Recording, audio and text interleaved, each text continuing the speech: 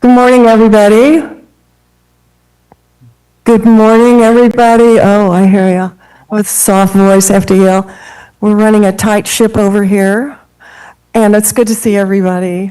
I guess a few people are getting their coffee. Before we get started, I just wanted to welcome Heidi Otway, who's with us today somewhere. There she is. Welcome. Appreciate that. I was supposed to tell a joke about if you missed a meeting, that Vince would give you your own personal 4-hour catch-up session. Any takers, anyone? I'll take them. No one. So, Typical response.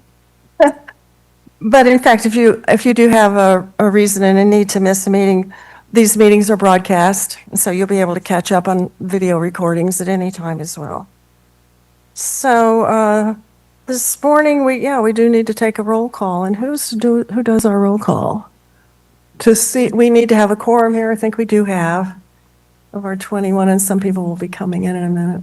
And we do have a quorum, but in the instance of the committee making a vote and it's not unanimous, we will do a roll call vote to capture everybody accurately.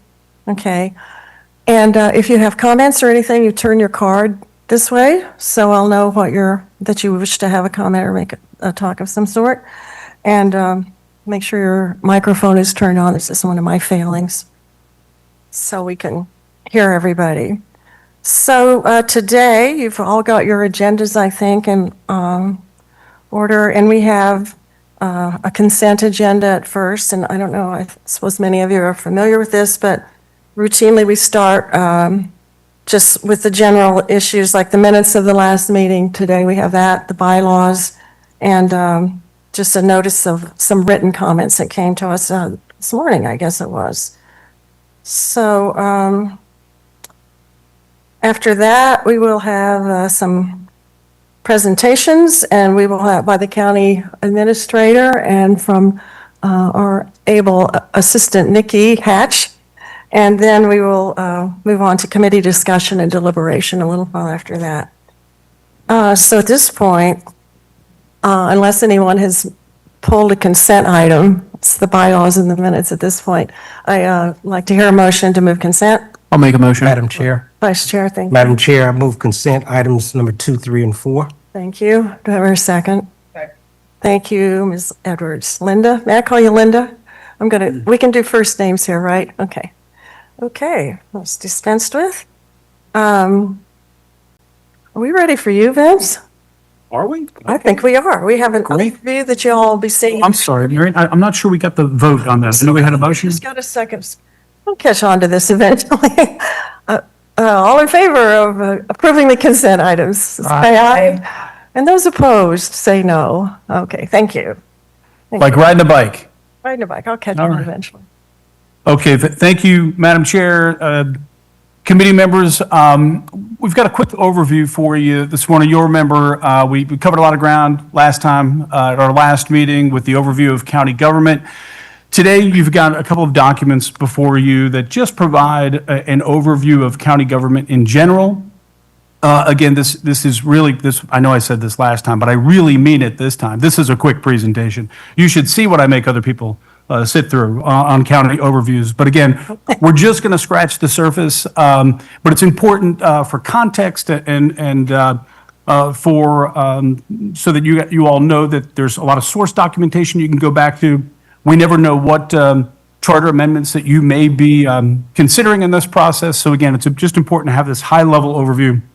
And as I mentioned, this is going to be really mercifully quick. So again, folks, I think I've sort of broken this down into 5 categories in terms of government structure, budget, sort of a Leon leads, a strategic plan, and our annual reporting. And again, once I sort of hit these high-level moving parts, you'll get a good idea how it all sort of fits together.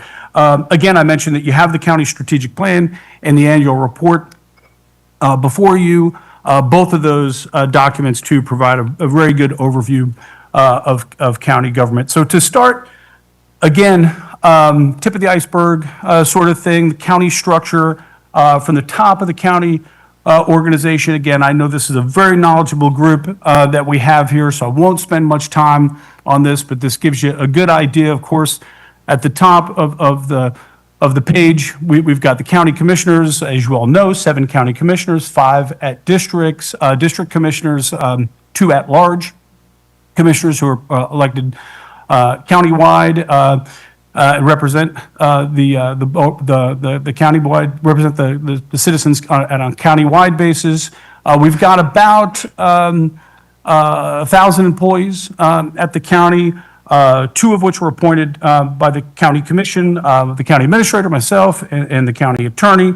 We've got about 14 different departments, dozens and dozens of programs and services, over 50 in total. Again, I always say county government A to Z, everything from animal control to zoning and everything in between. And as we talked a little bit about yesterday, again, lots of state mandated services that we provide as a political subdivision of the state, like emergency management and all the coordination we do, and planning and response to man-made and natural disasters, for example, that's one. And then all of our local services that we provide, we exercise the option to provide like Parks and Rec and libraries and EMS and so much more. So how's all that funded? Again, just at a glance, folks, nearly 60% of our revenues come from property taxes. And the remainder come from other sources, including tourism taxes and gas taxes, fees for services on a more limited basis, and state-shared revenues, easy for me to say. And as we look at our expenses by category there, as you can see in our very helpful infographic there, about half of our spending goes to public safety. People are often surprised to learn that about over half, about 60% of all property taxes that we collect go to fund just the sheriff's office alone. Again, very big number. So, but you can see how all of the rest sort of breaks down. We're very proud of how efficient we are. I say this not just to brag, but again, we never know what sort of charter amendments that you all might consider. Doge is a thing that's out there right now. We've been doing Doge since way before it was cool. I'll talk a little bit about that in a minute, but again, very efficient county government. Among our comparable counties, we have the lowest net budget per capita. We have the lowest number of staff per capita. Some of that is just sort of good management, I would say. A big part of it is all of the taxes that we have off the tax rolls here in our community. So it's sort of working with what we've got as well. Again, high level, very low debt at the county, very high bond ratings, very high grant leveraging ratios. And again, if you have any other questions about the sort of financial picture of the county, and if any of your charter amendments sort of go into that area, we're happy to have discuss this and everything else in a lot more depth. So again, I mentioned Doge, just important for you all to know that we have our own internal year-round cost avoidance and efficiency efforts. It's the first thing I present to the board every year in our budget before we ask for a single person or an additional dollar. We present to them the results of our annual and really year-round on a continuous basis cost savings and avoidance efforts. That's equaled about $80 million in about the past 10 years. This year was 3.4 million. It's something we take very seriously. So again, the next graphic just sort of illustrates the continuous process that we utilize at the county to sort of align all of our strategic functions. This infographic is a good sort of segue to the next slide, which talks about our strategic plan. Again, nothing's more exciting than strategic planning to everyone, but we put a tremendous amount of emphasis on our strategic planning.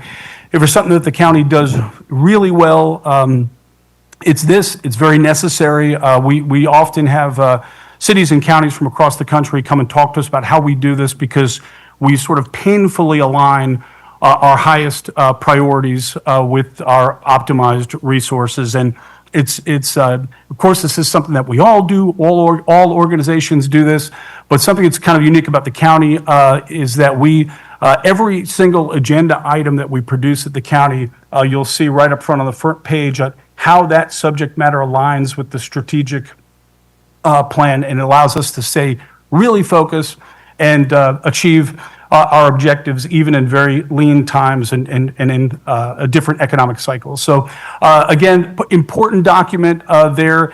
It includes, we're going into our last year of our strategic plan, and we've got about 100 strategic initiatives which carry out objectives in 4 priority areas. Each of those 4 priority areas have 5-year targets associated with them. Again, in addition to the 100 strategic initiatives, which are the action items that carry out all of those. But 5-year targets, we think we're going to hit those targets. Again, we do a very good job of this, of hitting those, but each one of these strategic priority areas also include a bold goal. That's a real stretch goal. We don't know if we're going to hit those targets, but we think it's important to have real stretch goal, real aspirational goals in that strategic plan. Again, a lot of information. Take it all in at your leisure, but did want to just talk about that briefly. As I mentioned, committee members, this overview, this county government overview is something that I could talk about for hours. What I wanted to do, if I could though, and I figured it was the best use of your time, we produce a video each year, and in 5 minutes, it somehow tells you more than I could do in 2 hours. So if we could, let's just cue that up, and you'll be happy to know that will conclude my overview after this. So run the video, please.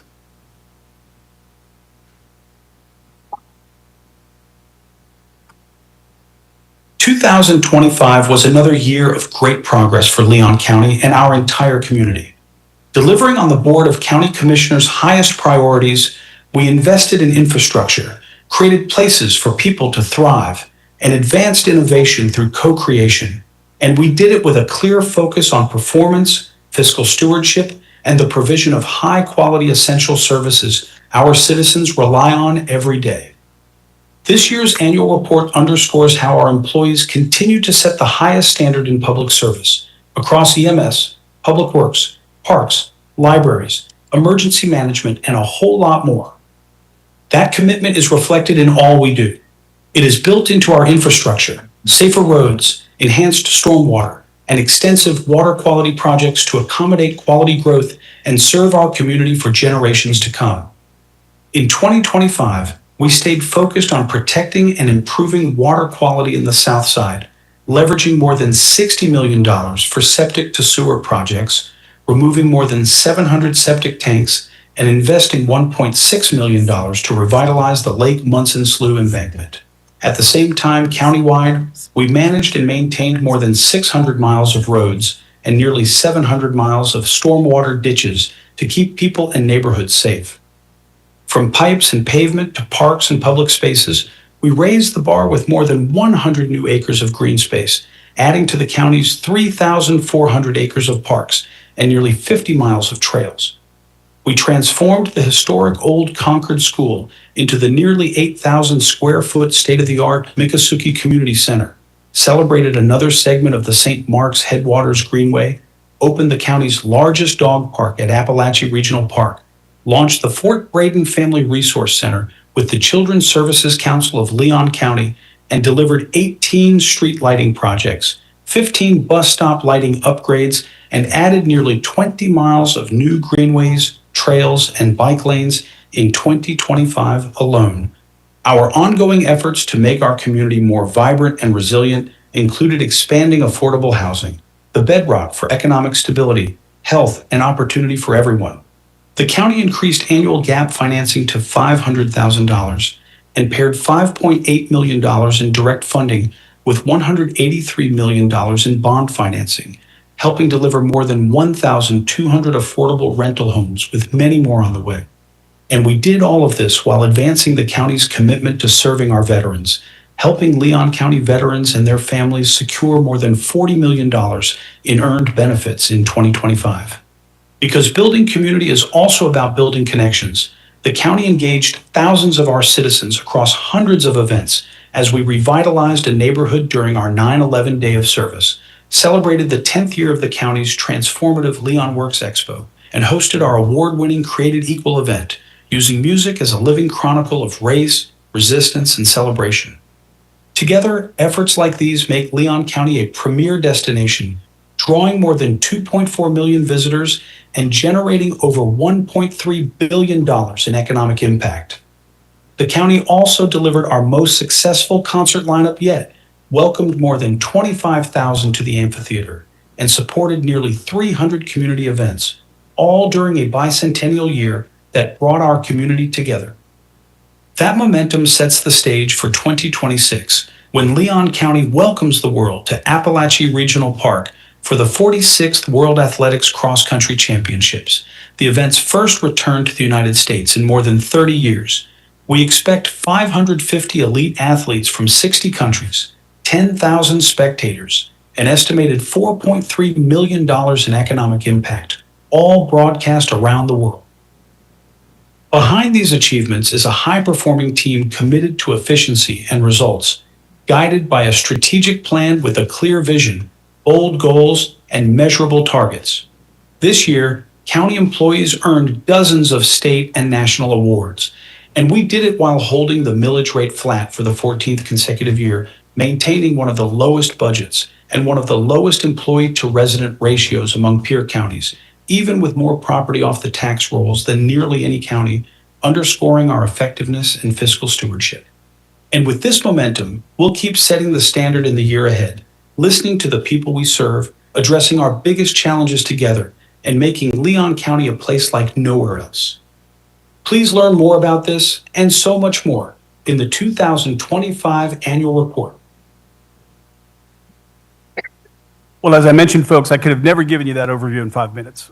So again, the video, through the magic of video editing, we're able to do that. So I'm going to segue now to Nikki. We told you last time that we'd be going through the charter sort of provision by provision. I also want to mention to you, don't worry, this 120 days will not be 120 days of staff presentations. After today, we have no presentations planned for you. Of course, we're not going anywhere. We'll be here for whatever you need in terms of what you're asking for additional information, but just wanted to mention that to you. But again, I believe, Nikki, that's my segue to you.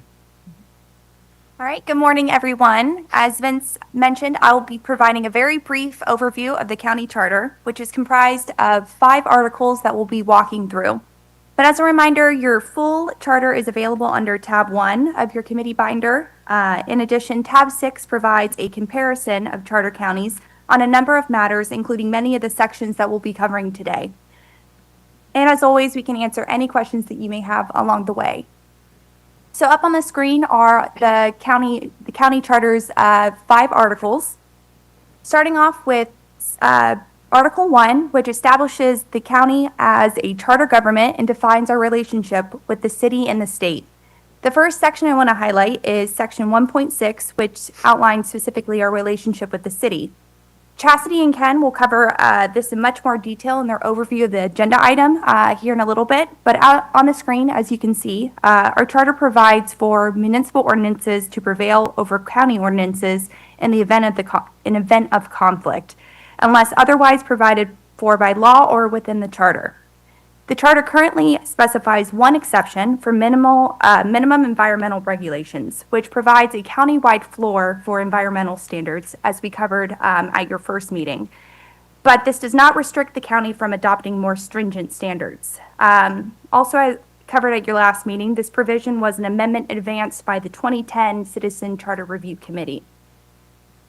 The next notable provision I want to touch on is the transfer of power, which is an important distinction from the county's relationship with municipalities in regards to regulations.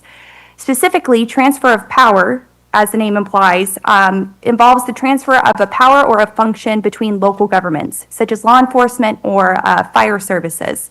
Such transfers of power are separately governed under the state constitution, which requires a dual referendum for approval, with approval by electors in both affected local governments. Moving on to Article 2, which establishes our government structure. For this article, I want to highlight Section 2.1, which establishes our council manager form of government, or in other words, the separation between our legislative and administrative functions. Specifically, our elected board, the county commission, serves as the legislative body which adopts policies and an annual budget. As detailed under Section 2.2, the county commission is comprised of 5 district commissioners, 2 countywide, and established by the charter, elections for each of these positions are nonpartisan. On the other hand, executive responsibilities are carried out by the appointed county administrator, who implements policies and oversees the day-to-day functions and operations of the county. Next, transitioning to Article 3, which outlines the roles and responsibilities of constitutional officers, which includes the sheriff, property appraiser, clerk of court, tax collector, and the supervisor of elections. The first section I want to highlight is Section 3.1, which preserves the statutory powers and responsibility of our constitutional offices. Under this section, the charter also provides for these officers to be independently elected, which today we would be prohibited from changing otherwise as a result of the 2018 constitutional amendment, which preempted counties from changing structures, the duties, or election of these offices. For Article 4, I want to briefly touch on Section 4.1, which outlines citizens' power to propose ordinances. This right to initiate allows citizens to propose, amend, or repeal ordinances by petition. Those petitions, however, must require signature from 10% of the electorate and must reflect 10% of the electorate in each of the county commission districts. This method has never been used. And finally, there is Article 5, which primarily focuses on how the charter is implemented and amended. As Vince covered at your first meeting, there are 3 methods for amending the charter. First, by citizen petition. The second, board-initiated amendments. And the last, which is why you all are here, is the Citizen Charter Review Committee, which is the only method for amending the charter that has been used to date. Our committee is convened on an 8-year basis, but you'll see in your comparison table that this varies greatly across charter counties. Some meet more frequently, some much greater apart. So to round this out, I just wanted to provide a quick refresher on the charter amendment process. At your last meeting, you received this overview, so I'll just quickly recap how your meetings are structured for your deliberations. First are your issue and discussion meetings. This is where the committee will identify and start to hone in on potential amendments. Keep in mind the committee will have several meetings to propose ideas, so there's time to think about potential ideas and whether or not a charter amendment would be an appropriate avenue to advance it. If the majority of the committee wants to further explore a proposed idea for amending the charter, we can bring back a full analysis for the committee's consideration. After that, upon approval by the committee, the issue will be advanced to a decision meeting. For these meetings, staff will draft charter amendment language for the committee's consideration. The committee can vote the draft language up or down or modify the language at your meeting. Again, this is just a recap on the process. The cheat sheet on the screen is included under tab 5 of your committee binder, and we'll be here to provide any guidance on the process along the way. I know that was very quick, brief, but if you guys have any questions, please let me know. But with that, I would like to hand it back over to the chair. Okay. Thank you, Nikki, and thank you, Vince. The video was great. It shows what real public service is about, and I think we can all appreciate that. And also, in front of you on your desk, you have the the annual report to look at and also the budget, so be interesting. So next up on our agenda is public comment, and we'll do this at every meeting. And I think we have a few people who have got one card speaker. And Ernie Payne, you're up next. If you please give your name and address, and you have 3 minutes. Great.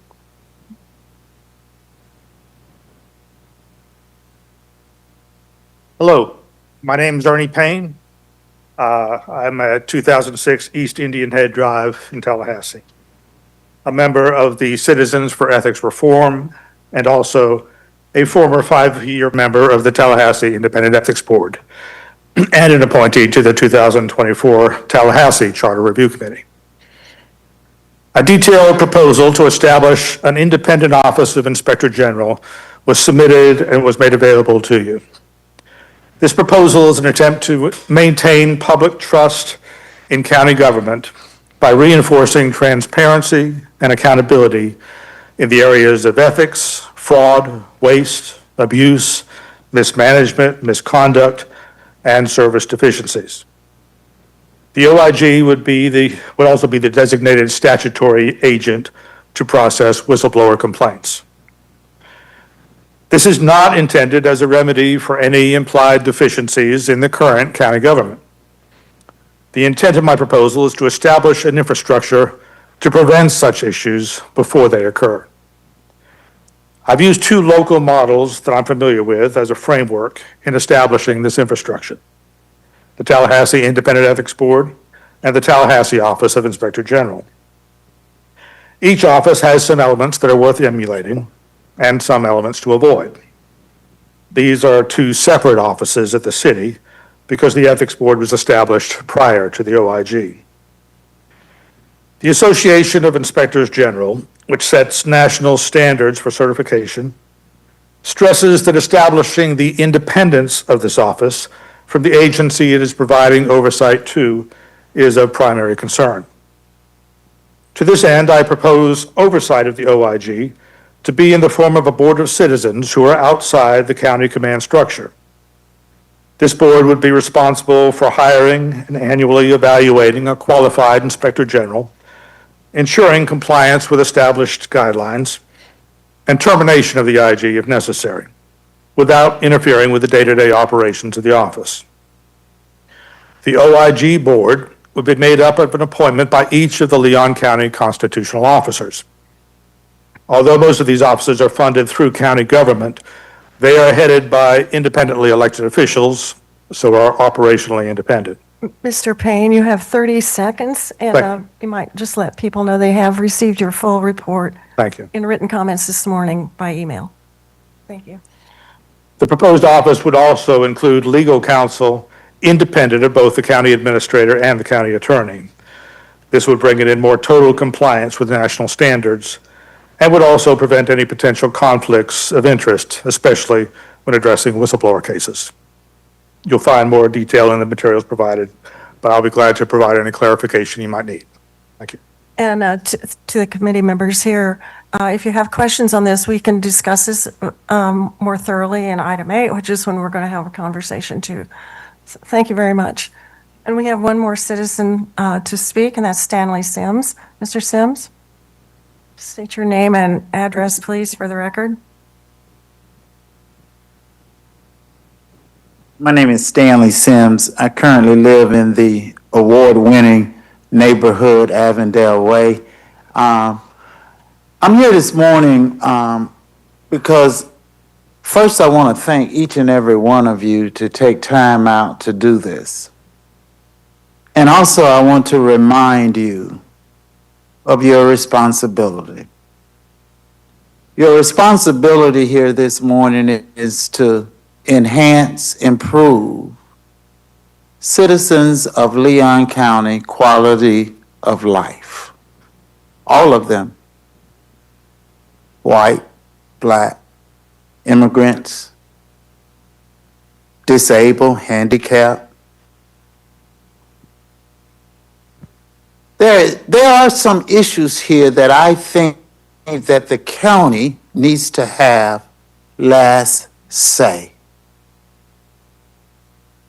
It is very confusing. I remember when I first built my house out on Mickisiki Road, and trying to get permitting was crazy.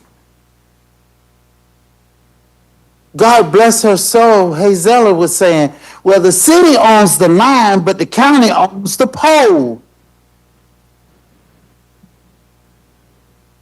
These are the kind of things that makes our life better. We're very fortunate because we serve our utilities. Who has the final say? Who's doing the serving? The city. They have the final say on my utility bill. But when it comes to public service, you live in the county. There is not a distinction of the only other, just because you're in the city, that just means that you can get to a Publix faster. Well, not now because they're planting them all out everywhere. So we need a clear understanding of who's in charge. We wouldn't have a debacle like with the fire department. What's next? Who's really in charge Mr. of Sims. animal control? Mr. 30 Sims, you minutes, have 30 seconds. 30 minutes, 30 seconds. Who has the final say with animal control? Who has the final say, you know, with code enforcement, these kinds of things. So again, I thank you and I appreciate what you're doing for us this morning. I wasn't that bad today, wasn't I? Pretty That good was job. Good. Thank you, Mr. Sims. I wanted to acknowledge Commissioner Proctor is on the scene. Thank you for being here. Appreciate it. Thank you. We do have, as you all know, one recommendation from the Board of County Commissioners for us to discuss. Mr. Sims alluded to that. And County Attorney Chastity Osteen is going to speak to that, and Ken Morris, I believe. I'm not sure which of you is going to go first, but you are? Pardon me. Yes, ma'am. Yeah, thank you. It's favors.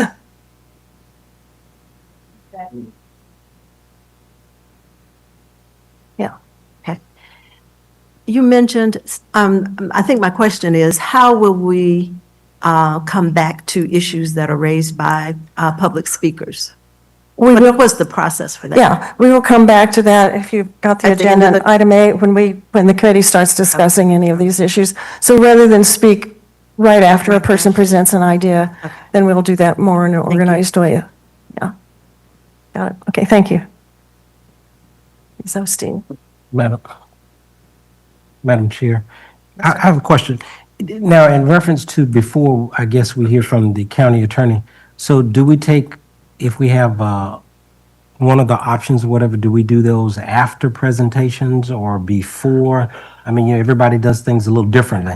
Sometimes you have to have a motion on the floor to begin, discussion or what have you. So what's going to be the lay of the land, may I ask? Right, and after we have our general discussion, there'll be a time for motions to be made. By staff and? Discussion by us. Okay. Discussion by us. And at that point, you can ask for more staff information. You can do all kinds of things. You can say, we're not interested. And we'll give instruction to the staff at that point. Is that not correct? Okay.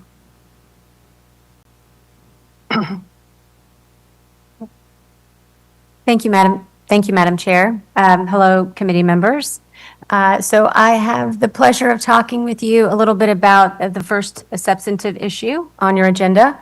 And that's that after deliberation on numerous potential policy issues, the board selected one issue to bring to you for consideration whether to advance the item as a proposed charter amendment.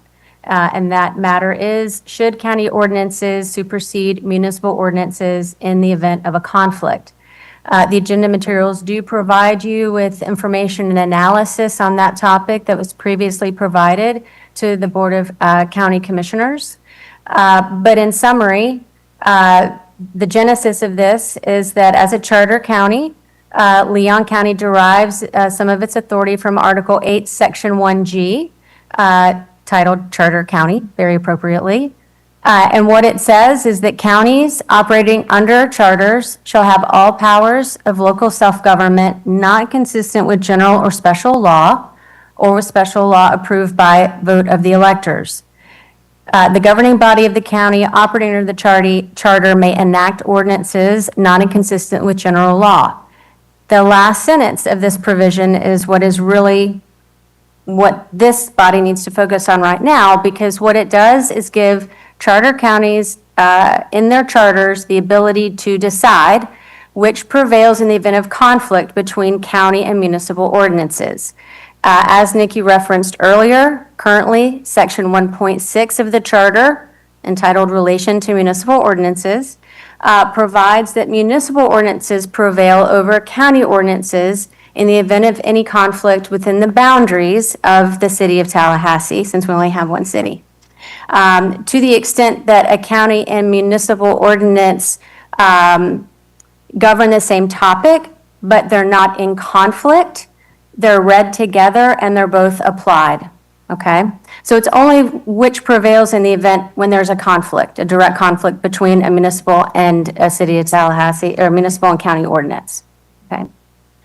So in 2009, that Citizen Charter Review Committee, and continuing into 2010, recommended the establishment of countywide minimum environmental regulations. That was subsequently approved by the voters at the 2010 general election. And so what that did was just establish a floor for environmental standards. It's a minimum only. The city still has the discretion under the charter and under that provision to establish more stringent standards than those that are imposed by the county, all right? So Section 1.62 deals with that. It allows municipalities to establish more stringent environmental protections within the incorporated area of the city. So that's kind of the current lay of the land in the charter. So as previously covered, charter counties with regulatory authority can determine which ordinances prevail when county or municipal ordinances regulate the same subject. But that does not include limits, of course. There are limits to most things, right? So it cannot affect a transfer of municipal services, for example, to the county. That process is separately governed under the Florida Constitution, specifically Article 8, Section 4 of the Constitution. Okay, so there's a whole different process for that. And that's just one example where even if this body were to advance this potential issue for the ballot and it gets approved, the board says, yes, put it on the ballot, and it gets approved, that's not a wholesale, county gets to do whatever it wants when there's a conflict with a city ordinance. You know, laws like stack, if you think about it that way. You have federal, constitutional and federal law. You have state constitutional and state statutory law. And then you have local law. You have your county and your city law, all right?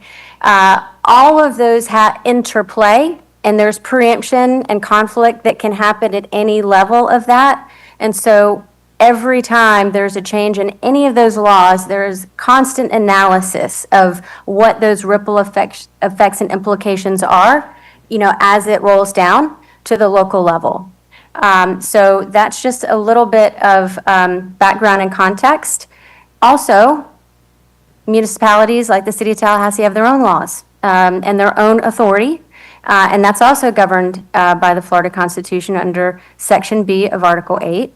And it says municipalities shall have governmental, corporate, and proprietary powers to enable them to conduct municipal government, perform municipal functions, and render municipal services.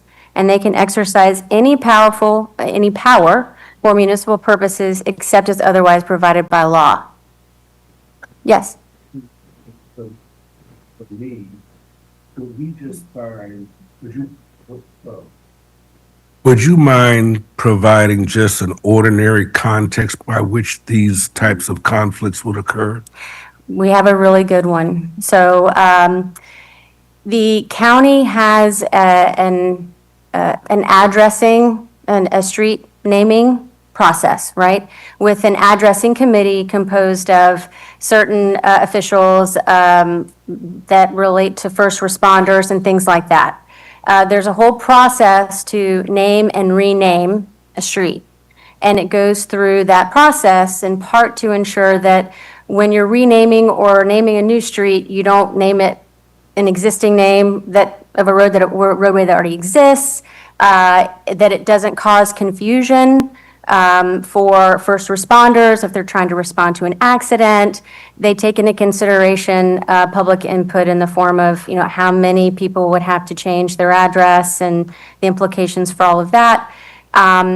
There was a scenario, time's a little fluid for me, but I think it was in the last 2 years or so, where a request was made to rename a portion of a street.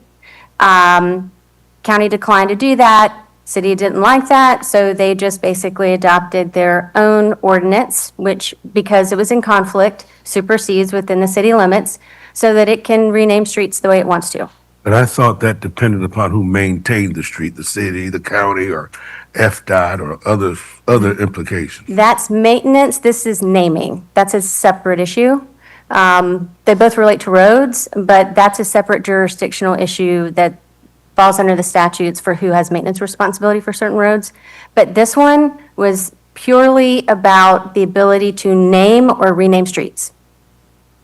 So that's a good example, like a real life example of something that's happened here locally within the last couple of years, where county had an ordinance, city decided it wanted to go in a different direction, adopted its own ordinance to preempt and do its own thing within the municipal limits on that topic. How much longer your presentation is going? Let's get this on. Try not to let you hear me sneeze. We can have discussion after you finish your proposal, because I see several people have some comments, if that's all right with the board. It's just a couple more minutes. We have but then a few we'll- more slides, but I think Ken's going to take over for now, and then I'm happy to answer any questions you might have that I can answer. Right. Cover some examples. Chastity kind of stole that one. And also talk a little bit about other counties and some of the things where they have charter provisions that supersede their municipal partners. Staying on topic with your agenda materials, talking a little bit about comparative review of charter counties. This isn't the full comparison. That's in your binder, tab 6, more information about county governments than you ever wanted to know. For the purpose of today, really we're sticking to the conversation about whether city or county ordinances should prevail. And again, this is just information for the committee to consider in your evaluation as requested by the board.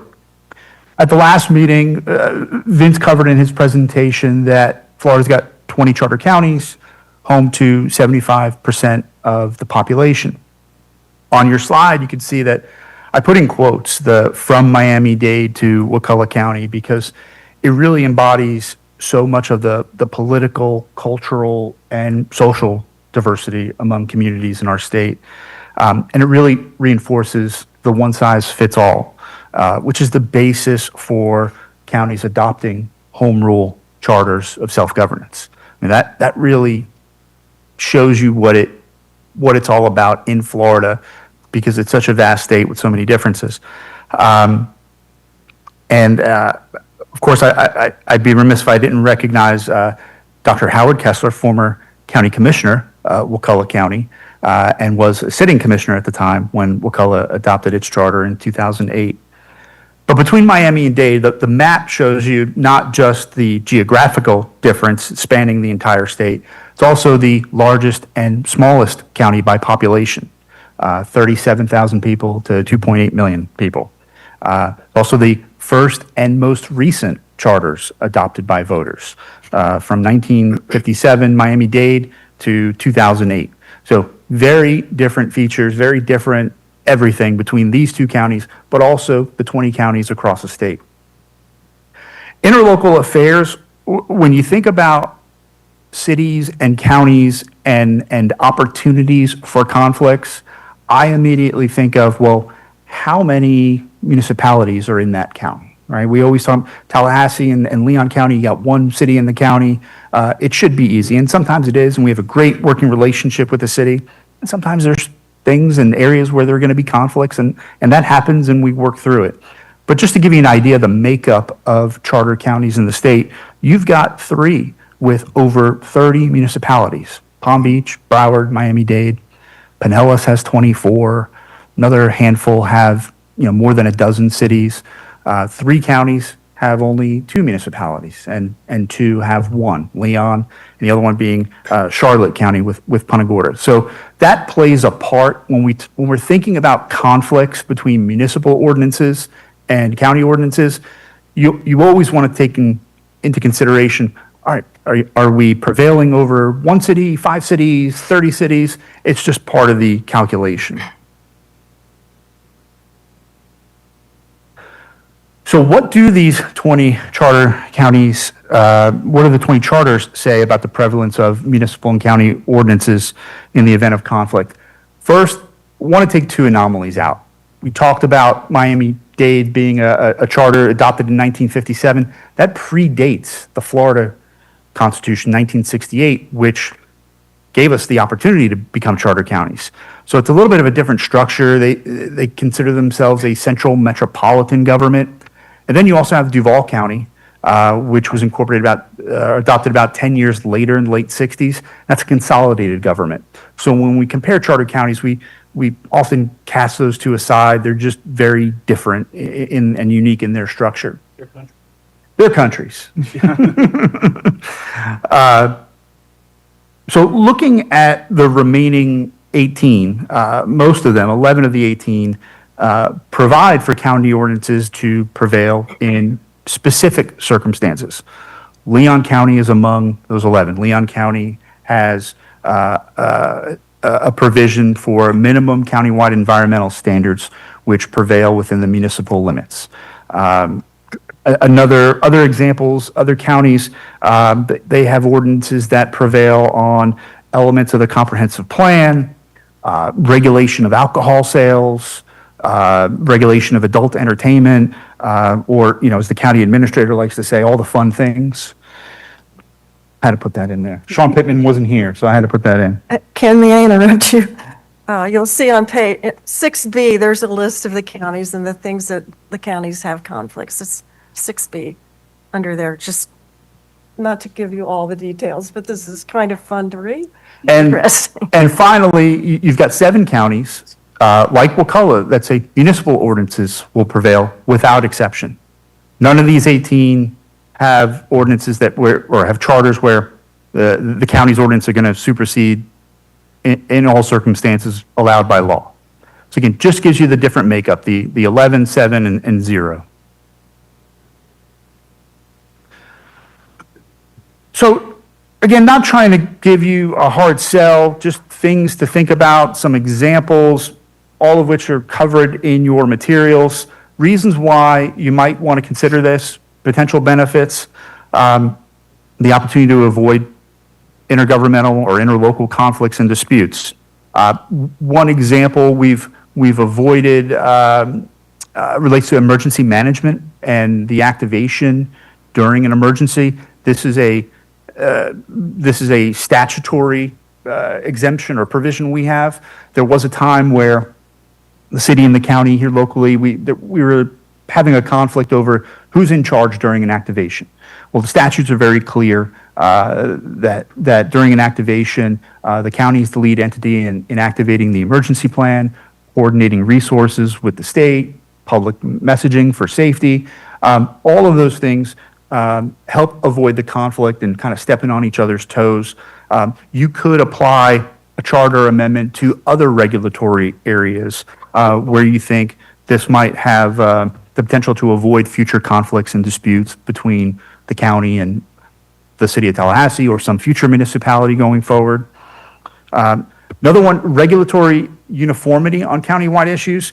I was going to talk a little bit about the street addressing, but really that's about having infrastructure and systems that cross jurisdictional lines, like the name of a street, and wanting to avoid fragmented implementation.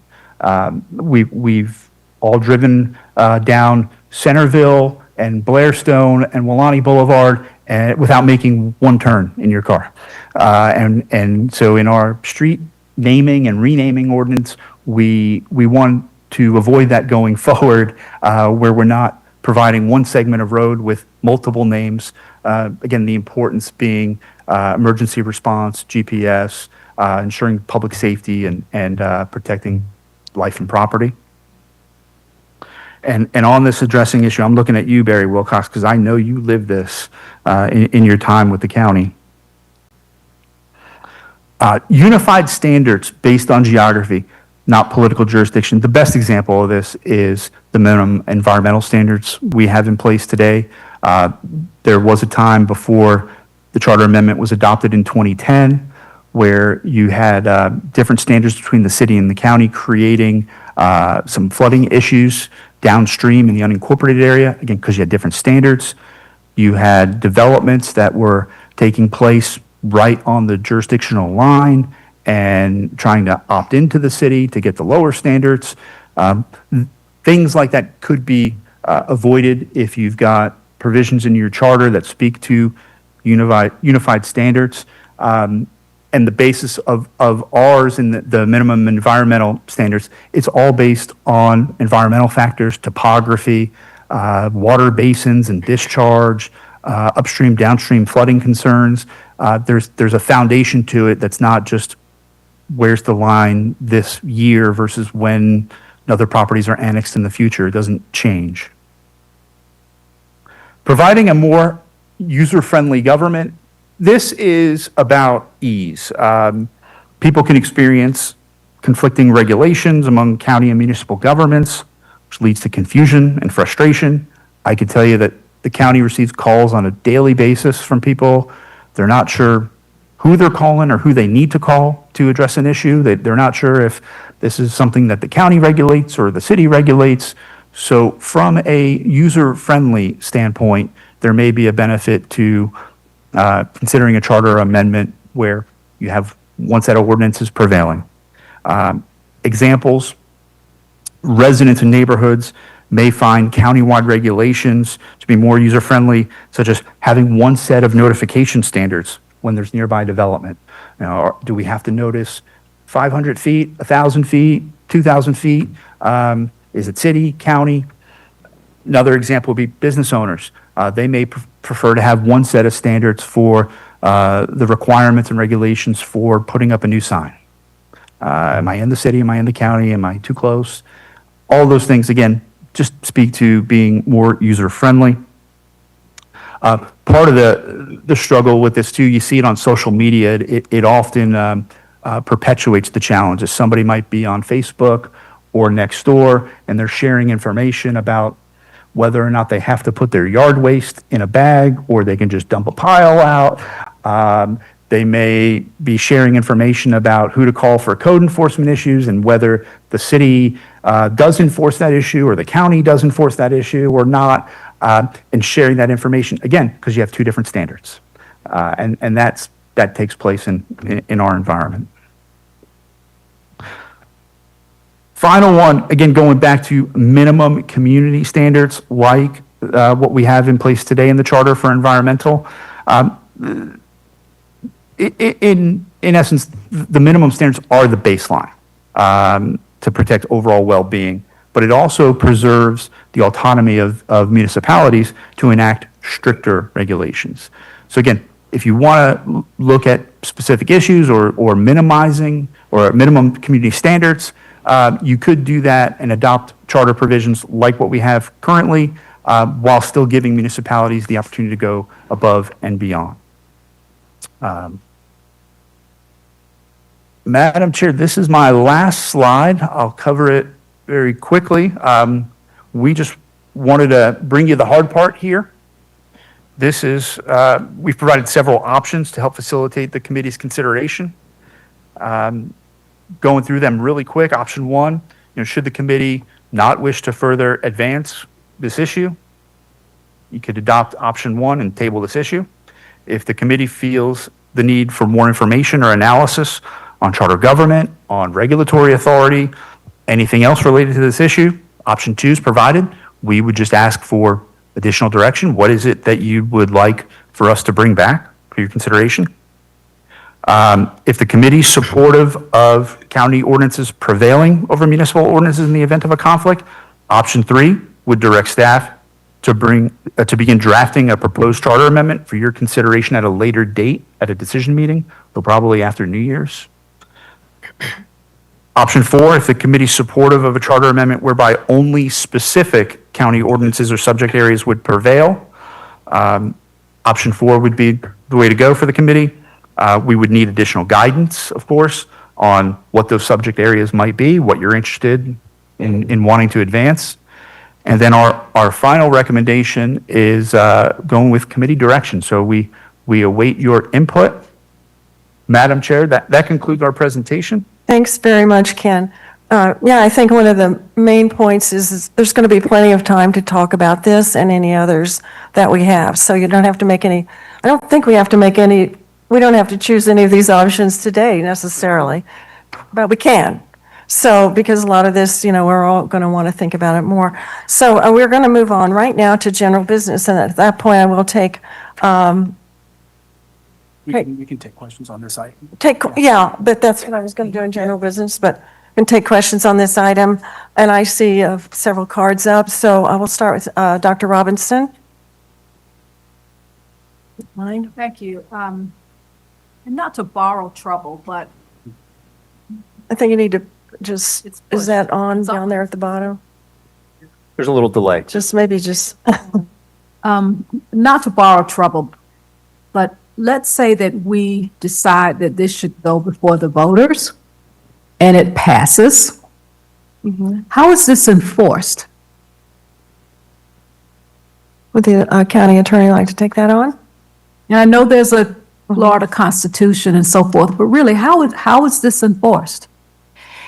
The way it is now, basically, as the statutes currently exist, and the ordinances too, there has to be an evaluation of every time the county adopts an ordinance that's in the same topic that the city has an ordinance, there has to be an evaluation to see if there is a conflict, and if there is, then very clearly those portions are different. And the portion that governs within the incorporated area is governed by the city ordinance. Anything that's in the county ordinance governs in the unincorporated area.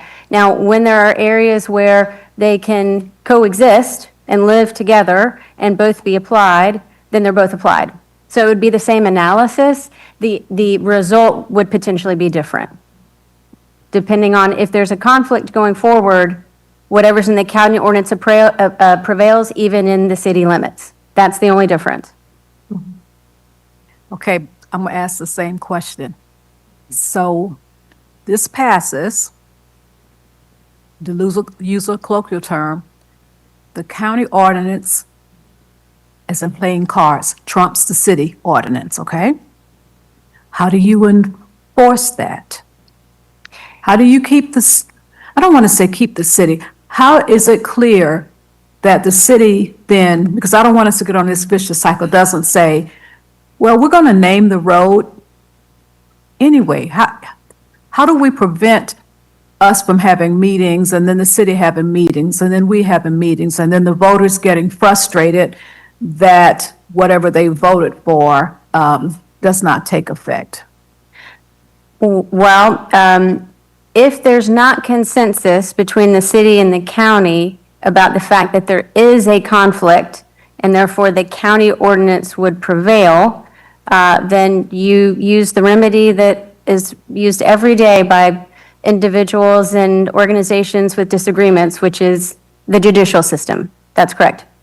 Can I just add, Madam Chair? Yes. To just Dr. Robinson, as a practical matter as well, and I know this is something that Anita can speak to and that sort of thing.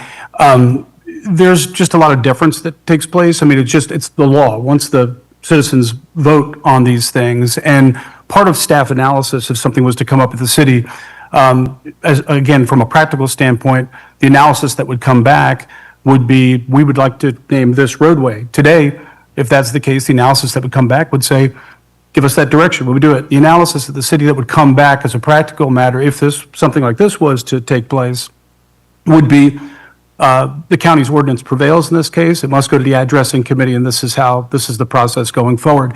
And again, there's an awful lot of deference. There's also times when the city or cities, using a broader context, they might not have ordinances that cover a particular subject. And in some cases, they could be like, by all means, county, cover that particular subject. You know what I mean? We'll take that and be happy. Not to say that there wouldn't be conflicts, but again, once it's the law, there's a lot of deference to that as a practical matter. And so we're trusting in Leon County, the whole county, that we anticipate our county, we're going to play by the rules. When I say the county, the city included, play by the rules and follow the law. That's what we're saying. I'll weigh in there on the same issue of the street renaming. As Chastity mentioned that the city wanted to start renaming. They got an analysis and the city attorney said, you can't because the city does not have an ordinance. There's only the county ordinance. So the county ordinance prevails. If you want to rename, the city has to adopt its own ordinance. And they did. When they did that, they went through all the right channels and procedures and did that. If there was a provision in the charter that preempted the city from adopting an ordinance or from prevailing, let's say, that information will be provided to the commission. Thank you, Ken.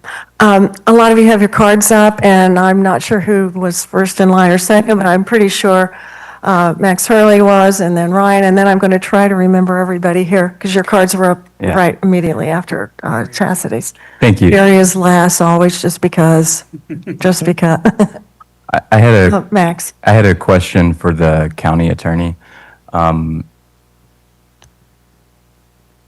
The idea of inconsistencies with city policy, if you look at the section 3.5 of city ordinance, it specifies that on-premise and off-premise alcohol sales will stop at 2 a.m. within the city limits.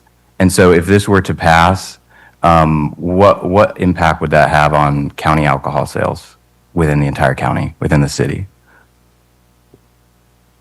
I have no idea. I've not looked at that particular provision of the city ordinances to see if there's an existing conflict or an impact to that provision if, the charter were to be amended to provide that a county ordinance would prevail. Do you know if the county commission has looked at that issue? To my knowledge, it hasn't been discussed at a county commission meeting, but individual commissioners may have considered it. I haven't heard anything about it. When does the sale of alcohol stop in unincorporated Leon County? I have no idea. Does any county staff know when alcohol sales stops in unincorporated Leon County?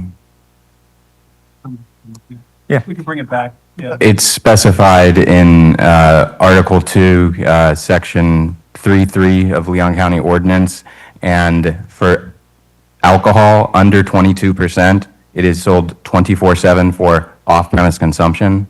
My question is, if that is the county ordinance, would takes like Spee's grocery store in a Bond neighborhood, how late would they be able to sell alcohol? But if we were to pass this, So let's talk about this.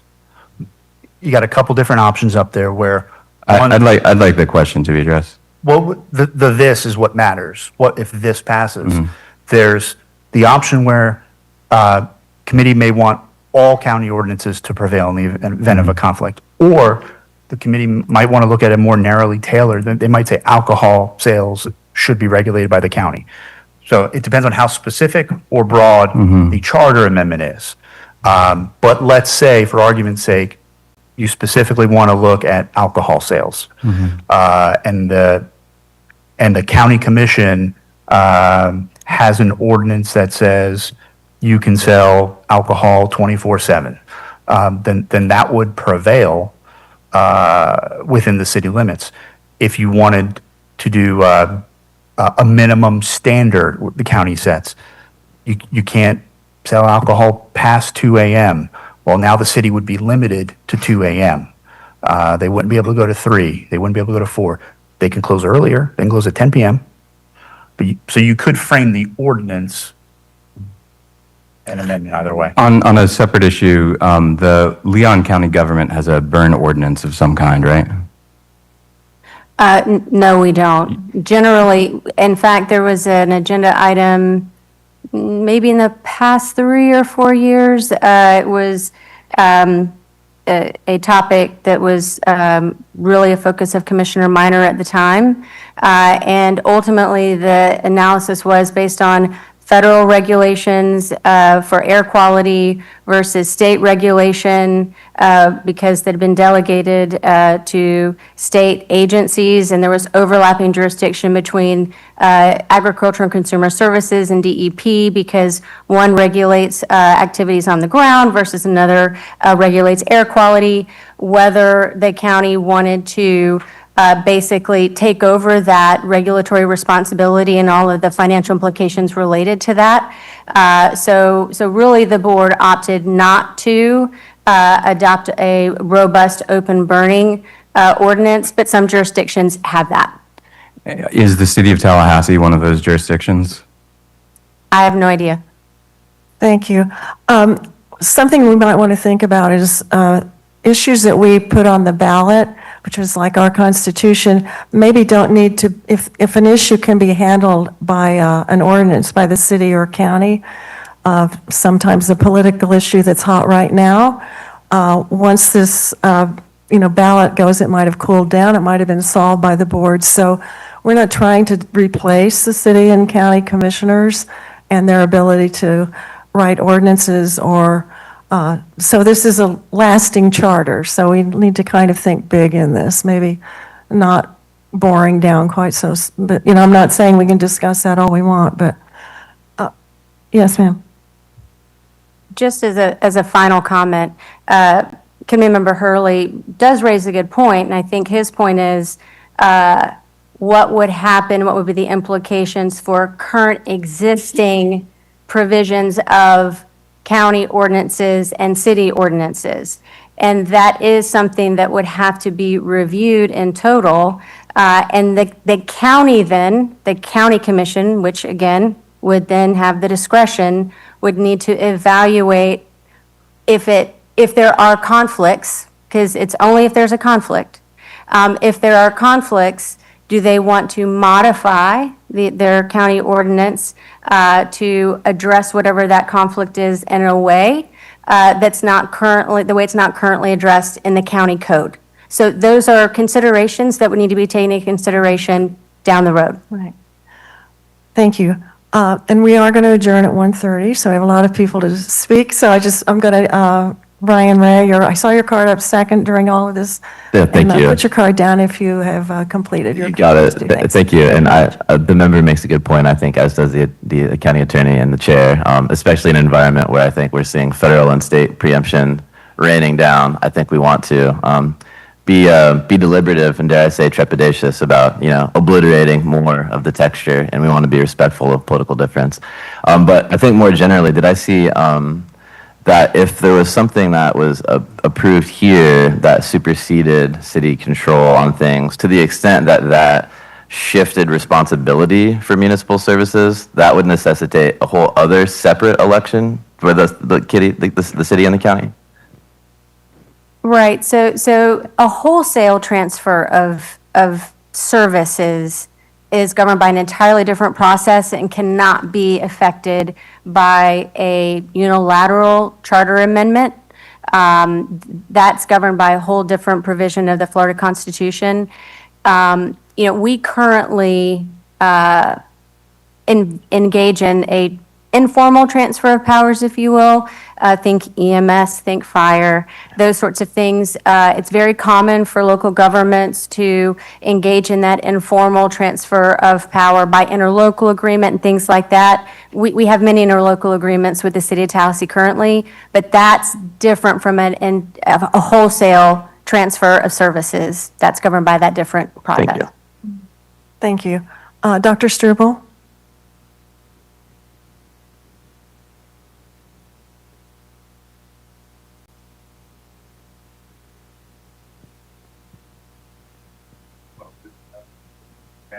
Align.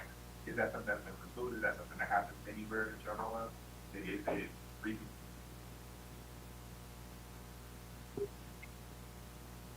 So in terms of the language that is in the charter, it has to be one or the other. I mean, one conflicts, if it conflicts, one has to basically prevail.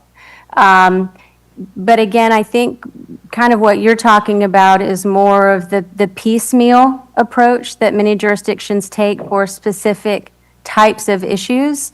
And like this county has done in the past, where it established those minimum environmental standards, but otherwise has provided that city ordinances prevail in the event of a conflict. But there's no like dispute resolution type of process or anything like that. Under the Florida Constitution, the charter has to say which prevails in the event of a conflict. Thank you. Ms. Edwards? Thank you. I'm going to go back a little bit to the prior discussion on before you get to the legal process, before you get to court. Is there a way for the provision to include some sort of reconciliation process before a total conflict is declared? For example, if there is something that the city would like to do and there appears to be a conflict, is there a way that the city and the county can reconcile that before the conflict is declared? And it seems that it's easier to amend an ordinance than it is to amend the charter. So that if there is a conflict, is there a way that the city and the county can look at the ordinance that's in conflict to see if maybe there needs to be some adjustment there before the conflict is declared and the county ordinance becomes the law of the land, if you will? The Florida Constitution doesn't provide anything like that. I think what we see is that happens on an informal basis now all the time. Like, for example, the county recently did a wholesale amendment of its towing ordinance.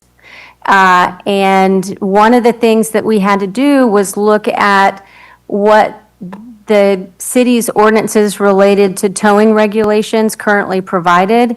I had many conversations with the city attorney's office as we went through that process.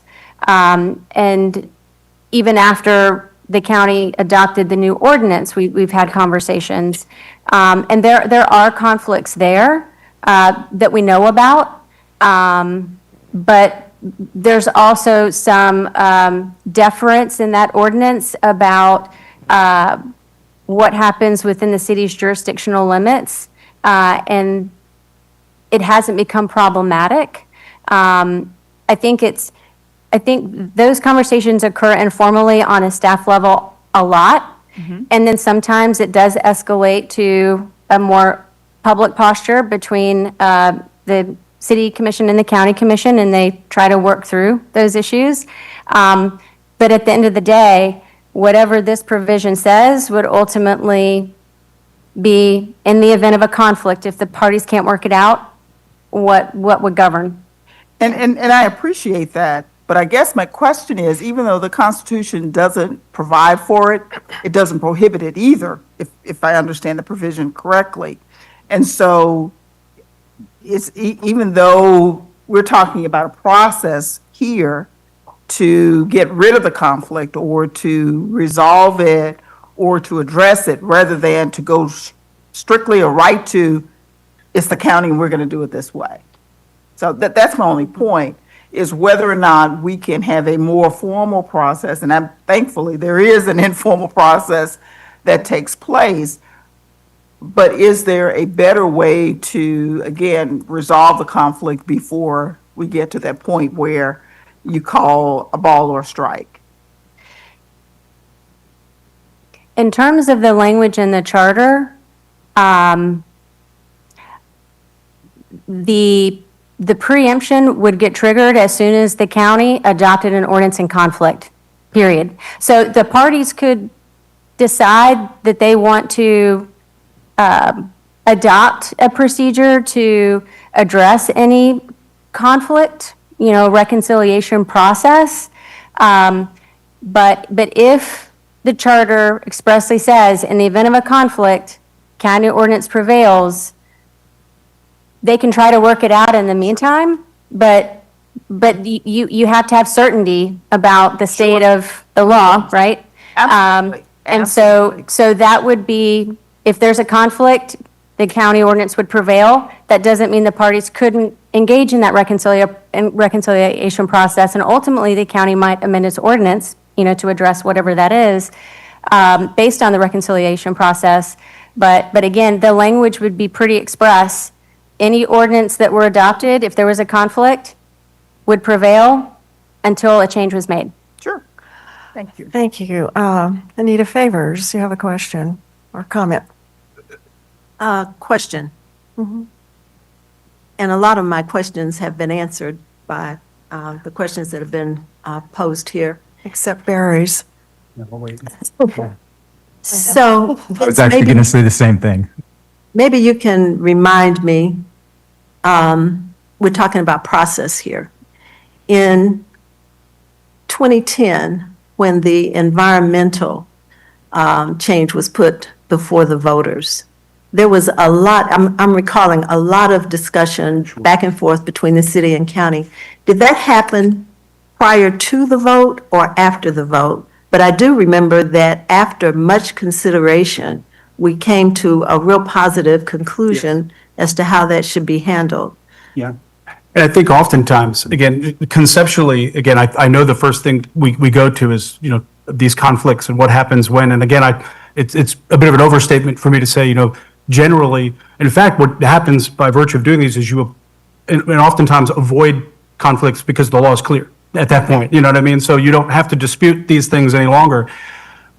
But it's important to note that, again, what counties do in these cases is they set the minimum standard. Again, it's the minimum acceptable community standard, whether it's a noise issue or something else. And again, for cities, the way the cities deal with those, again, as a practical matter, if they have a difference of how they intend to address those things from a policy standpoint, they adopt a stricter ordinance in that provision, in which case that's recognized in the city, the strict. Well, in this case, when did that happen? Did that happen before the decision was made? Well, or after? During that process? Yeah, there was an awful lot of conversation beforehand, but again, we first had to, again, determine, are the citizens going to approve this, right? And then once the citizens did approve it, then we worked together, and it was really, again, like you said, it was a very sort of cooperative process. I think all of our environmental people agreed, kind of for the most part, of what the standard should be and what basin and that sort of thing. And then all those issues were worked out. Okay. The second part of my question would be, has there ever been any, I appreciate the examples that were presented, and I think those are very important to take a look at. But has there ever been an analysis, an overall analysis of where our ordinances may conflict, that would give us a better picture of what we're really talking about here, as opposed to simply saying, I'm looking at option number 4 instead of, an overall, because I don't feel like, even with my background, I don't feel like I know what that might involve. Has there ever been an analysis, do you know? Not in recent memory, and even as part of organizing the Charter Review Committee, this wasn't something where we identified, individual problems. Yeah. We talked about street renaming only because it's recent. It's, Right. a good example and something people get because it crosses jurisdictions. But we didn't go through our codes and say, Is that this one, this one, realistic this one. to do? I mean, how crazy would that be? The direction from the board was to seek this committee's evaluation as to whether ordinances should supersede the city. It wasn't. But not I can't say specifics. Going to Anita's question too, Anita, you may remember this as well, but just the environmental ordinances, when we Yeah. had to look at where they conflicted, on one side of the road, you might have had a tree protection issue Barry, where you protected a water oak that was 4 inches in diameter. The county may have protected a spruce which was 6 inches in diameter. Again, it was an exhaustive undertaking to go through each and every one of those to determine where you had a conflict. Right. And again, before we adopted the broader Right. provision. And, you know, it made me think about your presentation at the last meeting, because I think it's so important to note, just like Ken was commenting about the state of Florida and how different various counties are. Cities and counties are different too, even within the same area. They have different responsibilities, and the setup is different, and the topography is different within certain areas, and all sorts of things like that. So I would like to see us look at some specific kinds of things. Now, that may be more, I'm not sure of what I'm asking here in terms of how complex that might be. It'll But I depend. don't think we should just go into it without knowing that. Right. I don't know if, at some point, I mean, we can make some motions later on. I'd like to hear from everybody about exactly how you would like to go forward, and maybe that would be direction, committee direction, you know, think about that. So I would like to go ahead, and there are a few people who have comments or questions, and then we will have an opportunity to make some motions, take some votes on that. Barry? I know, exciting, isn't it? I get to go now. All right. Great. Madam Chair, you have to excuse me. I had two questions. The first being, I noted in the table that we've got 6 or 7 situations where the municipalities prevail in all circumstances. We don't have any situation where the county prevails in all circumstances at this point. Ken, I know you're a foremost mind in public policy. Is there a reasoning behind that? Is there a history there? Is there some reason we see that stark contrast? Mm-hmm. I think in a lot of cases, these issues are added to charters one by one. Pinellas County has a lot. If you were to look at their charter, it's in your table. Sometimes there's a handful of issues important to a county where they say, nope, beach issues, we're controlling it because the beach expands many of the 30 municipalities within the county. So we're going to control the beach issues and renourishment and everything. So that's basically the short answer. But what you're saying is the default is let the municipalities self-govern, and in circumstances where we may as a county need to step in, we'll choose those individually. Well, clearly that no counties have superseding authority among the 18 to 20 charter counties. Gotcha. Except for the 2010 amendment? Where does that fit in? No, we're talking about charters that have blanket. Oh, okay. County all counties rules. have blanket Okay. superseding authority for their ordinances. There are none. There's 11 that have specific limited provisions like Leon County. Second part of my question, I maybe have a unique perspective, having been staff and been through these battles before, but when we're in the case of like the EMA, when we adopted our base environmental standards, obviously the easiest thing to do was both the city and the county adopted the same exact ordinance. Still, it left implementation, interpretation, and leaving some gray area for interpretation. Not a terrible thing, but there are circumstances where the city may interpret things one way and the county may interpret things another way, and we still have that today. But there's positive discourse in that regard, and I think it makes the whole process better. In circumstances like the now infamous street renaming, where a portion of a street was renamed, wouldn't have happened in the county, happened in the city. That's an obvious one, right? That's real easy as, hey, yeah, we would require you to do the whole thing. But I'm thinking in many of the cases where we talk about consistency and compatibility of land uses and things of that sort, and there's a gray area there. There's interpretation to be had there by staff of well, what does that mean? And I'm fearful that we'll have folks who say, well, I didn't get a good read from the city on this, so now I'm going to go to the county and try to get a different read from the county on that. So I think as long as we have separate regulations, at least in the land development code for those sort of things, you're going to continue to see that sort of issue there. And then again, I'm thinking of my staff. I'm thinking of my fellow soldiers on the field of local government regulation and what they may be put through in that regard. And as long as we have, two different departments essentially, interpreting the same ordinance, we have an issue, and you may see where, kind of heading with this, but it's just, I think it's a bigger discussion. I hope we can discuss it beyond just today, because I think there's a lot to be discussed here. I mean, I like the idea. I like where it's heading, but I think there are a lot of devil in those details that still need to be worked out.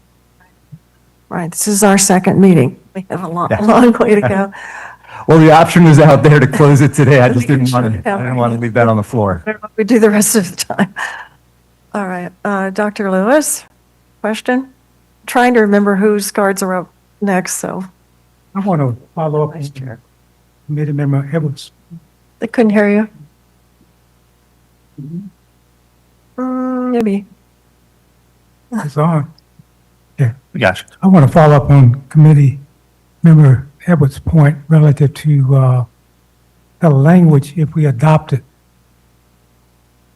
a resolution to move this forward. Is there a prohibition in putting in the charter language, a charter request language, a arbitration or mediation process? Or directing the two governments to come up with such a process? So, and maybe we can go back in the slides. Let's see.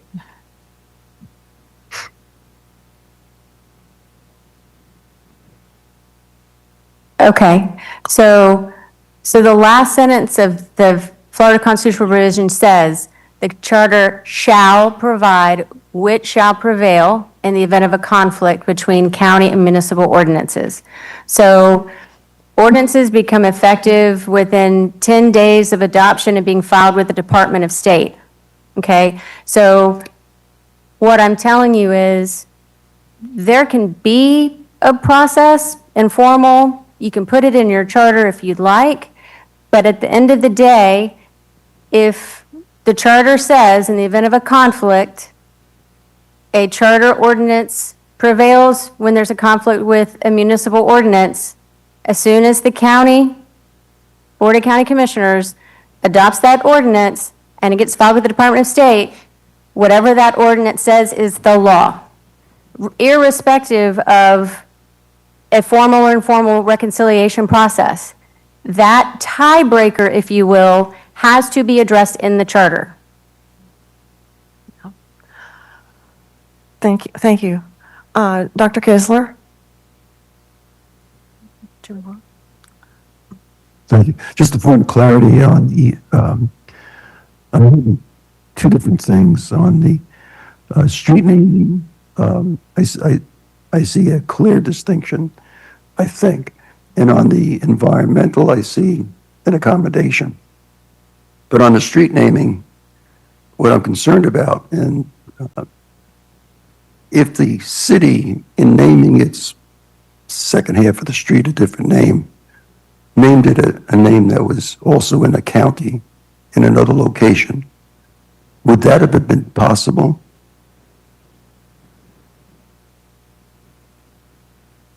Would the city be able to use the same name in the city? Yes, the city says, I'm going to take this Continental Street, and the second half of it, I'm going to name it C Street, but there's also a C Street in the county. Their ordinance, the city ordinance, accounts for the similar sounding and spelled names. Where it differs is the city will break up a roadway segment, and now it can have multiple names. I know we have that existing in our community, but that was something going forward we were trying to not further anymore. So that's where, take a road, might have, one name on this end, one name on the other, and a different name. Yeah, That's what they, thank you. Thank you. Darrell Jones, please. Thank you, Madam Chair. The reason I asked the question at the very beginning is because what were practical instances where this conflict occurs is because I believe, maybe it's just one man's opinion, as as Attorney Edwards has said and as Ms. Favors has said, where we know there is already existing conflicts, if those were to be addressed in advance of, such that, because I wonder for me, if there is a conflict, who will bear the brunt if it goes to arbitration or goes to the courts? It is the citizens whom we've described here as the ones for whom we want to provide the greatest, there was a term, I believe, easeability or citizen ease or whatever we described it. And so I think as a part of the process, and I'm not talking about ordinance about that are no longer applicable, about where you tie your horse or where you put your, your septic tank, but where there are frequent, we know, opportunities for the conflict to occur, that it would then be the responsibility of government to address both commissions, and then so such that this application would occur less frequently than often.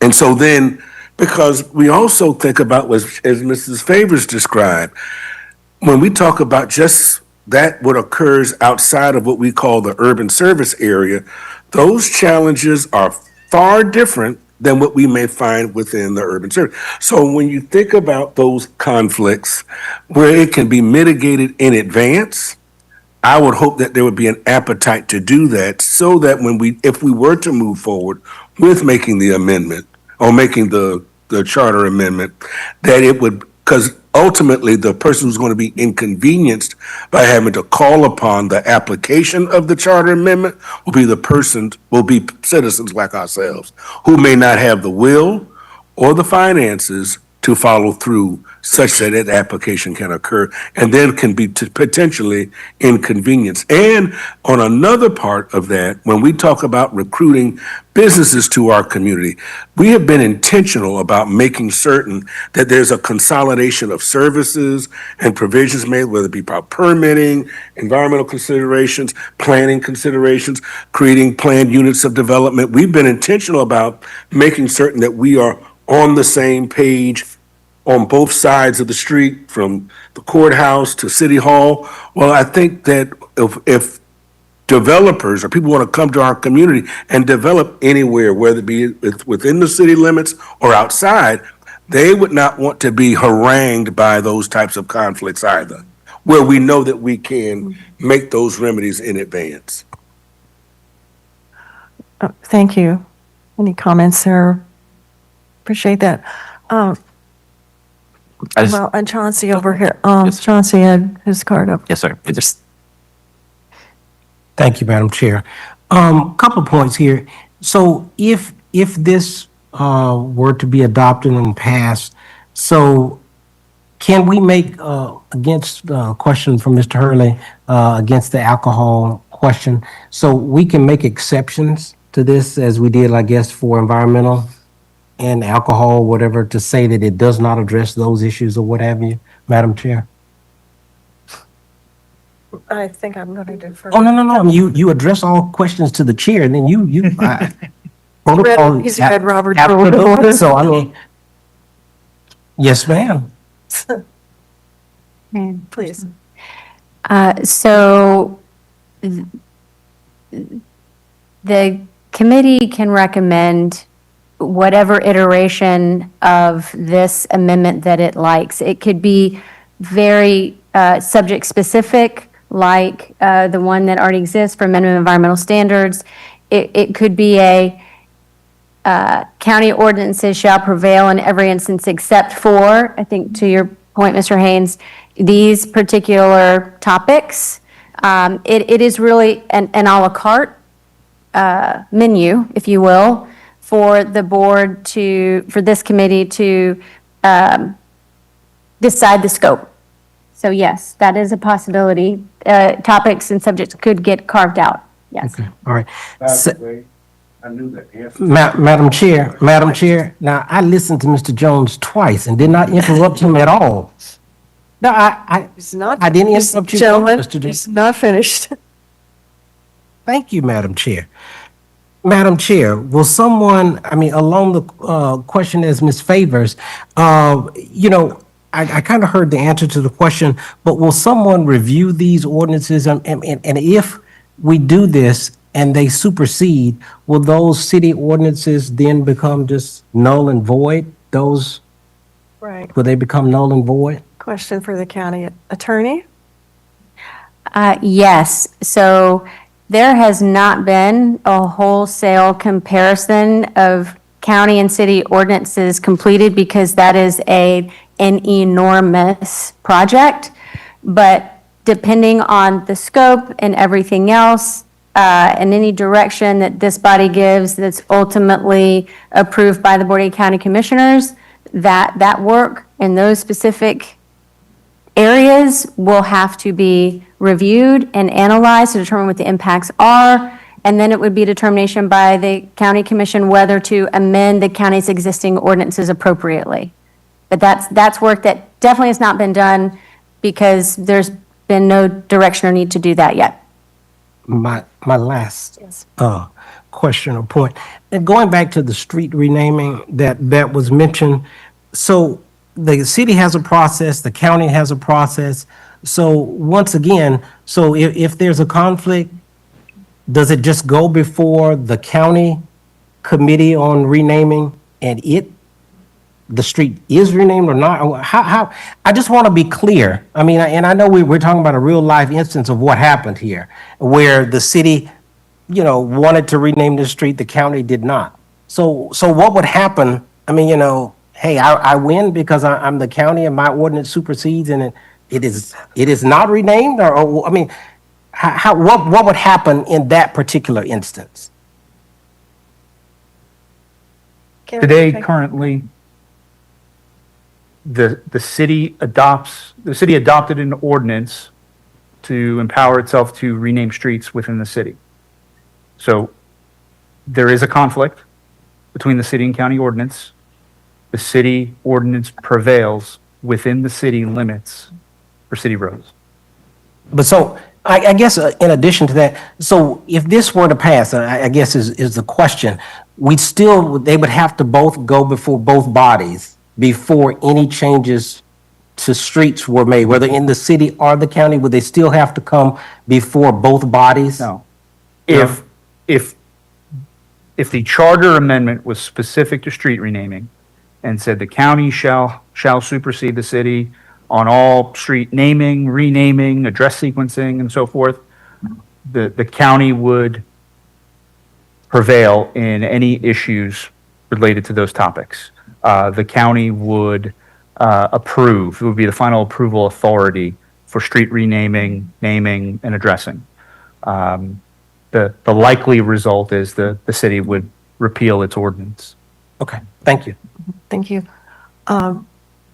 Daryl, I don't know if you had a brief remark to that or, okay, you might put your sign down. Mr. Davis, do you have a comment? Question? Just quickly, you kind of alluded to,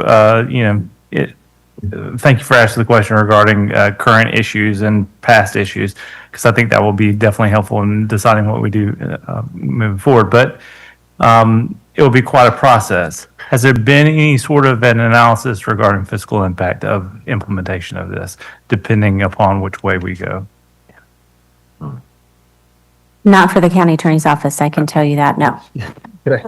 Madam Chair, can I jump on that too? Sure. Yeah, too, and trust me, folks, and I may have mentioned earlier, so I've helped counties across the state doing this, so this is very typical. We want to get into there and try to contemplate every specific example. I can tell you, I can't really imagine much in the area of fiscal impacts, and we could probably also not contemplate. It's probably possible for us to go through a comparison, but it's very difficult for us to contemplate in every case where there could be a potential conflict. I say that just to say, it's also, if you, come up a little higher, is some of this is just philosophical too. And that's okay. I mean, again, there may be a majority of this commission that says, look, we just believe that there shouldn't be a preemption. It's a home rule issue for the city, not to be, they should be the ones to determine these things. And sort of at a high level philosophically, similarly, a majority of this committee could say, no, we believe it's important in the area of these things that it makes sense for there to be a minimum standard countywide whereby the city could exceed those things. Again, so some of it's philosophical too, and I just wanted to mention that, and that's okay. And I think that's part of what the board was doing in checking with this group. You're the barometer of that. All we can do is provide you all this information and then and get that feedback from you all. Yeah. Ms. Ellis? Thank you. I have a question for Madam County Attorney. So to the extent there was a legal dispute between the city and the county, would that fall under the purview of Chapter 164, the intergovernmental dispute resolution process? So, good question, Ms. Ellis. So that provision would require the two bodies to basically meet and try to hash it out in a public meeting, absent some interlocal agreement that provides for a different dispute resolution process. So that would be an intermediate step if really the city and the county could not agree on the interpretation of the ordinances and where conflict existed. Procedurally, they would be required to engage in that dispute resolution process before it went to a formal judicial proceeding. Right, so that would be before any judge would hear any kind of dispute? Correct. Okay. Yep. Thank you. Thank you. Ryan Ray? Yeah, thank you, Madam Chair. Just to take a sort of first stab at kind of characterizing the disposition of the committee so far, it seems like reviewing the totality of everything that we've heard so far, it seems like there's a growing consensus, much closer to the existing arrangement than anything too aggressive in the other direction. And I think that, an aggressive sort of superseding at the county level would kind of put us on a policy island, would kind of put us out on a limb, and very different from our peers. And I think kind of in an environment where we're, could muddy the water as it relates to state preemptions and that sort of thing, I think that would be prudent. So just wanted to put that view there. Thank you. Are there other comments on, Barry? Thank you. Yeah, respectfully, I disagree. I think it opens up a broader discussion that we need to have about, the fact that we are unique in that we only have one municipality in Leon County. And that, we may be duplicating efforts in some areas such as, enforcement of laws and things of that sort. So I'm glad to hear the discussion. I think it's still, for me, it's still, seems like we're still talking through it. I don't think we've gotten to a point. Yeah. Right. Dr. Robinson? I agree with Mr. Wilcox. I think we just need more information. Yeah. And the voter, the citizen, I am really concerned about if this passes, then how do we inform and how do we educate the citizen about the new structure and what this means and, getting down to the grassroots level. Who do you call if it's the line and who do you call if it's the poll, or do you just call the same person now?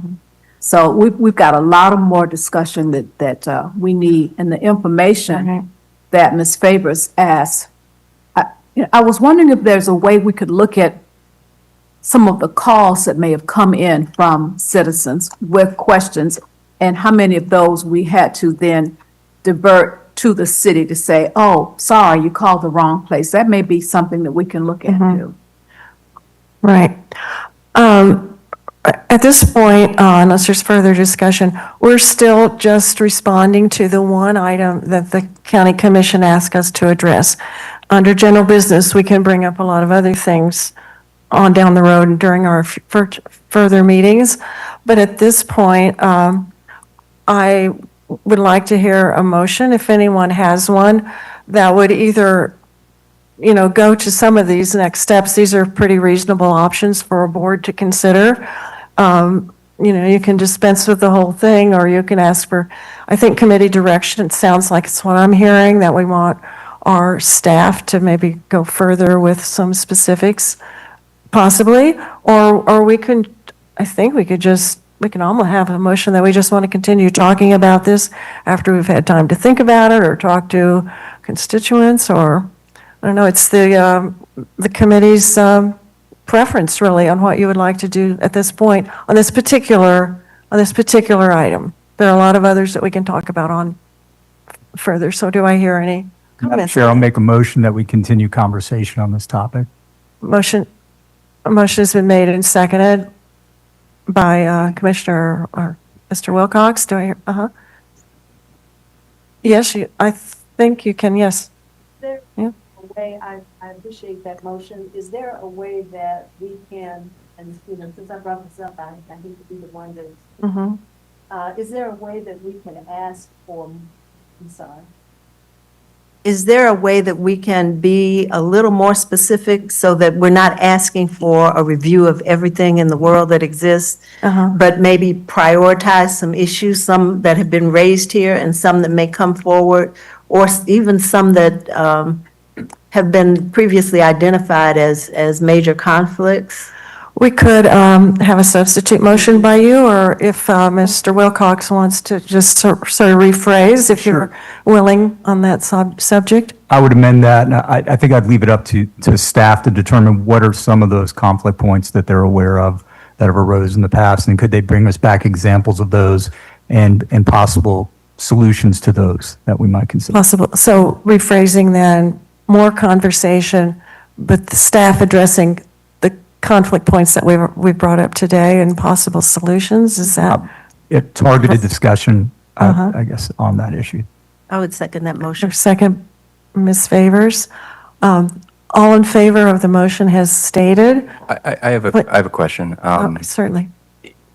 I guess my concern is that we spent the majority of this meeting talking about this, and what I am fearful of is that people around this table are not going to have a chance to have their ideas considered. And so if this is on the next meeting and that has a lot of information from staff, I worry about it just kind of monopolizing the entire meeting, and we're...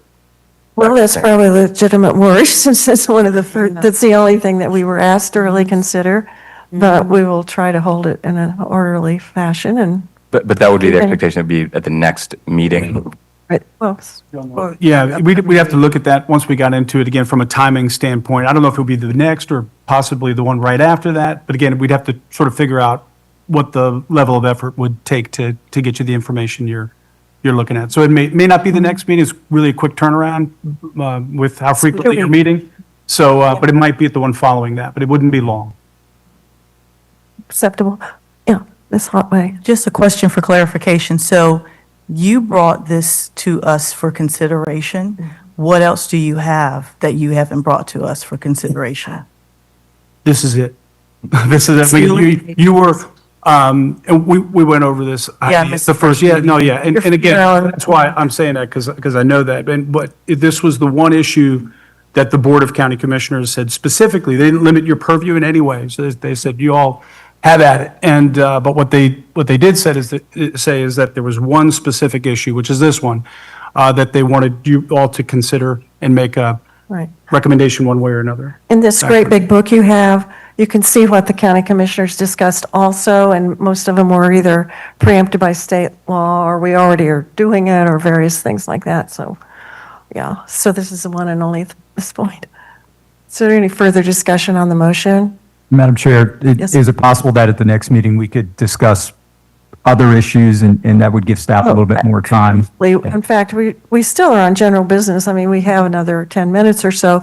We can bring up topics, as many as you like, in 10 minutes, and then we can absolutely we can continue on. I mean, this is a process that goes on for quite a while. And so you may, as you think about this more and talk to people in the community or in your professions, things may come up that seem interesting or not. And you certainly can bring them up and see if there's any response from the board to say, yeah, I like that. Let's go forward on that a little bit. So. One more thing. And just to add to that, as well as I mentioned when we were doing. It's always reining me in. No, when we were doing our presentations earlier, is that Your future meetings, now that we have the presentations out of the way, will be only for that purpose, for you all to go around the table, bring your ideas forward, give us direction, and provide additional information back to you all and that sort of thing. So that's, again, you've got 120 days, so no hurry. But you will have that time at your future meetings. Right. Okay, hearing no further discussion on the motion, although all those in favor of the motion as stated by Barry Wilcox earlier about more staff information, specifically directed to the conflicts and questions we've raised today. All in favor, please signify by saying yes. Yes. And all those opposed, please signify by saying no. Motion carries. Thank you. All right. At this point, if anyone has another topic that they would like to discuss, and I would say briefly bring it forward because we are obliged to keep these meetings to 2 hours, we can speak. Yes, please go forward. I don't have a second topic to talk about, but I just wanted to make sure. I thought I heard two motions, and I wanted to make sure that one was redundant or unclear. I think the motion was just clarified and added a little bit, was my understanding. Just making sure. Kind of, what Ms. Favors and, Yeah, so I asked that because of the order at which they were seconded. There were 2 seconds. So Oh. trying to make sure, yeah, right? You're right. I second. Yeah. Lewis, yeah. Okay, Right. so, yeah, so I'm just Okay. sure. Just to clarify, if you live in the county, the second prevails. If you live in the city, no. No. Oh, stop, okay. Okay, Dr. Kiesler. No, I'd like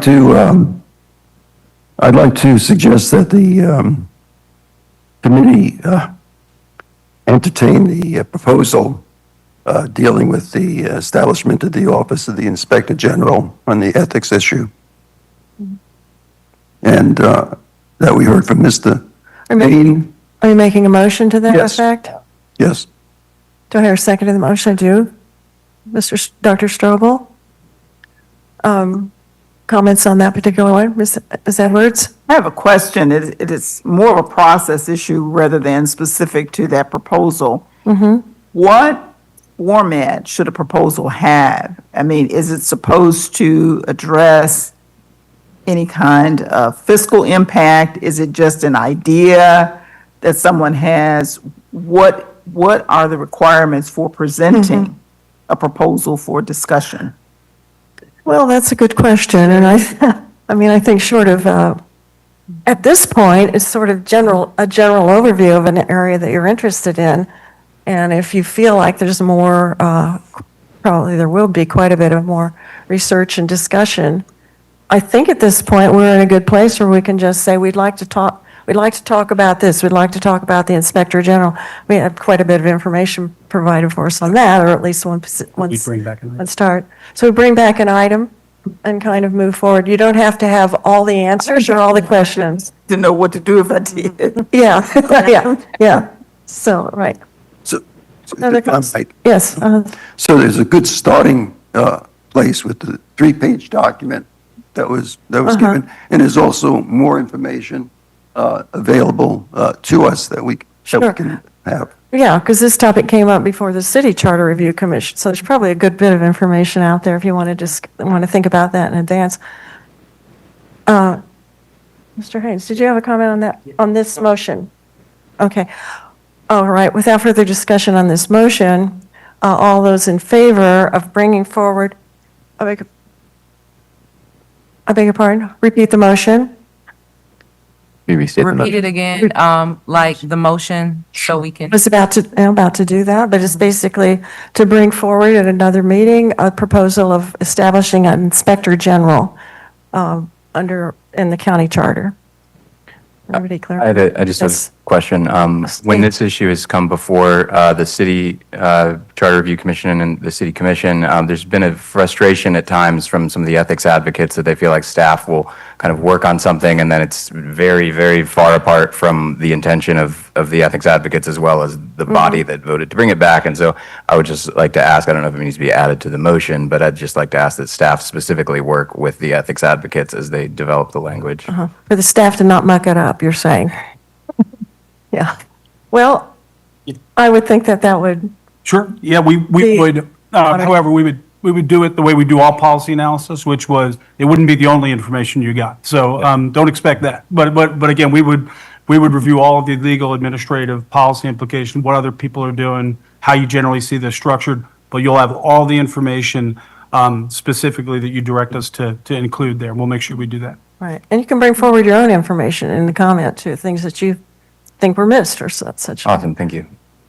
Okay, other comments on this particular motion? Then the motion, once again, is to, I'm sorry. I'm asking for clarification on the motion. The motion was that we look at establishing an inspector general position, but Mr. Payne said a little bit more than that. Are we looking at his proposal in totality? Because he also mentioned establishing a committee, an ongoing committee. I would say that the staff will look in a lot of areas. I Look at would the assume, proposal. yeah, I mean, I don't think it'll be a slim minimalist evaluation if I know this county staff. Thank you. All right, further comments? Matt, did you have I a comment? just want to bring up issues after he's done. Beg your pardon? It wasn't a question about this item, it Okay. was. All right. Well, Ms. Edwards, was your question on this particular issue? Okay. All right. One more once. Proposal to include an amendment regarding an establishment of an inspector general on our county charter. All of those in favor of adding this to our upcoming agenda signify by saying yes. Yes. And those who are opposed to that signify by saying no.